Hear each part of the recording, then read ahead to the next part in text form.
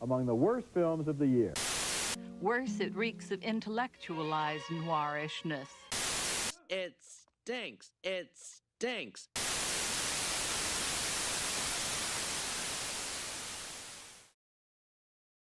Captain Marvel is a film about retcons, sequences, and expectations.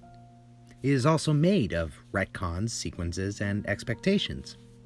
It can be and do both. It's a film about how Marvel reworked their content properties for the sprawling cinematic universe, a demonstration by the performers to the fandom and audience just before the season's grand finale of how the trapdoor, backdrops, and Deus Ex Machina work, while also serving as the vehicle for the introduction of their own Deus Ex Machina. Captain Marvel is a formulaic film for a very specific and important purpose: to explain the use and need for formulaic films, and why these formulas not only persist on screen, but in all storytelling.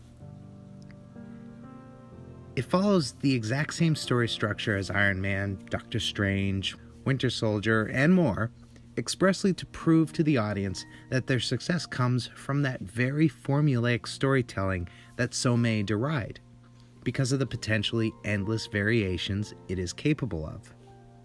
It is also a guideline to the rest of the industry, who do and do not seem to have a clue what they're doing about how to properly build these things sustainably.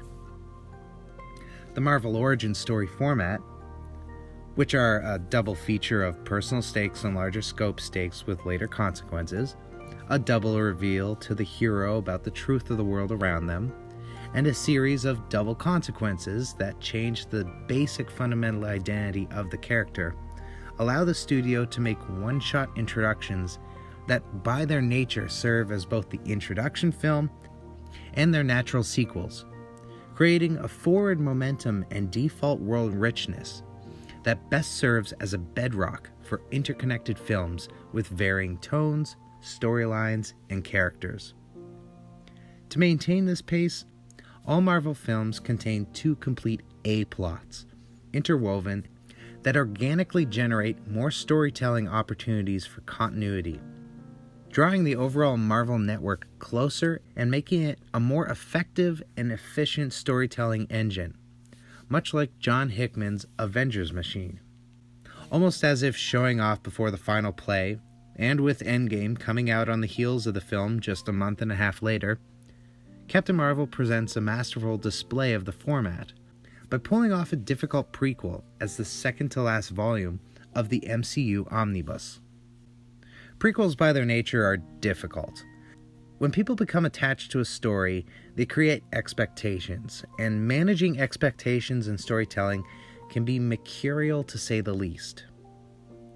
Play with expectation just right, and the audience will love you forever. Make a misstep, and while the film may succeed, your creative legacy will become an oft-repeated and then stale joke. That's why we say George Lucas raped our childhood. George Lucas raped our childhood. George Lucas raped our childhood. They present a tremendous opportunity to correct issues present in the series via retcons, but creators have to be very careful how they use them. Often retcons are used to remove a conflict, and while this can be important, it is often seen as the only use.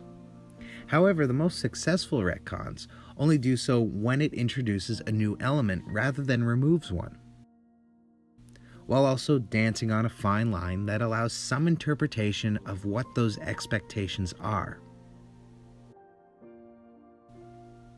Captain Marvel manages to do this very well, and again in twos, with a presentation to expectation contrast of Nick Fury and the Skrulls. Without getting into details as the film has only been out a few days, both pleasantly defy expectation, while gaining direction and momentum that can place them correctly in their respective timeline positions without upsetting the overall story structure. It also manages to present a stealth explanation for Thanos and the political history of the galaxy leading up to the snapping. Thanos is the kind of at-large warlord civilizational neighborhoods only get when a great power around which the region's stability was maintained falls. If the Kree Empire is broken off stage, that could provide opportunity for someone like Thanos, and an explanation for how a spacefaring population went extinct if they had been part of the Empire's trade system that fell. That's all speculation, of course, and may be undone in a month by Endgame. But if that is the unspoken history layered into the narrative as just natural consequence, then that is a feat worthy of praise. It would also be in line with Carol's history in the comics, as her self-assured nature and cosmic-level powers mean she has a tendency to leave an unexpected and unintended wake of negative consequences, such as setting off Civil War II. Having her decision to oppose the Kree possibly result in the rise of Thanos would be a potential character growth opportunity for the studio to pursue. And if it's not, well then, yay headcanon. Captain Marvel also manages fan expectations with a very steady hand. While the recent Star Wars prequel, Solo, was heavily jarring with its references, callbacks, and unnecessary explanations, Captain Marvel dishes them out in reasonable lots that only serve to forward the story.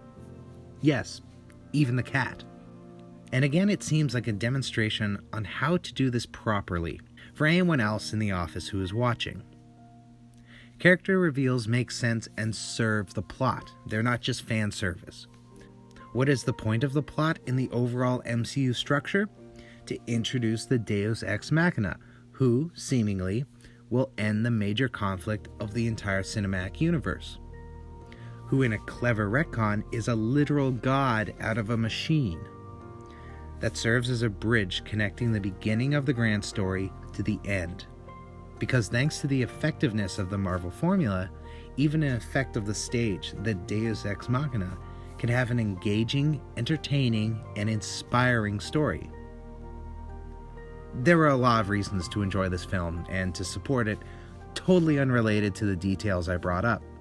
Plus, it's another great step for positive representation of women in film, and you should go see it now. Right now.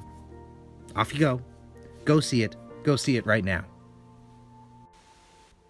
Also, shout out to the greatest Ben Mendelsohn performance ever. Seriously, by the time you realize what he's doing, he's already stolen the show. Sherman, I just realized you insulted me. Now you will die. Hey, Nutneck, your shoe's untied. From here they appear to be tied, but I will go in for a closer look. Taxi! To the airport!